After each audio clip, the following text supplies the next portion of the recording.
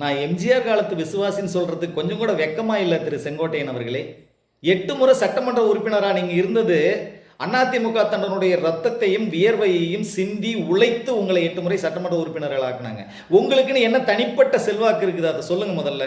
உங்க பக்கத்து தொகுதி அந்தியூர், அந்த பக்கத்து தொகுதியில அதிமுக தோக்கிறதுக்கு முதல் காரணம் இந்த செங்கோட்டையன் தான். இவரால தான் கட்சி பலவீனப்பட்டு போச்சு. இன்னைக்கு நீங்க எங்கேயோ போய் சேருங்க, அதை பத்திலாம் எங்களுக்கு எந்த கவலையுமே கிடையாது. காரணம் என்னன்னா, கட்சிக்காக துரோகம் செய்த காரணத்திற்காக நீங்கள் நீக்கப்பட்டு இருக்கிறீர்கள்.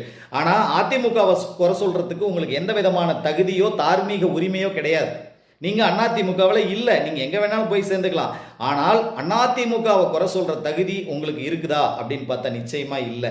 இந்த ஊடகங்கள்லாம் தும்மா அவரை தூக்கி சுமந்துக்கிட்டு கிடக்குது. இதெல்லாம் எதுக்காக இந்த வேலையை பண்றாங்கன்னே தெரியல. ரொம்ப வருத்தமா இருக்குது. இந்த ஊடகங்கள் செய்கின்ற செயல்களை எல்லாம் பார்க்கும்போது ரொம்ப கேவலமா இருக்குது.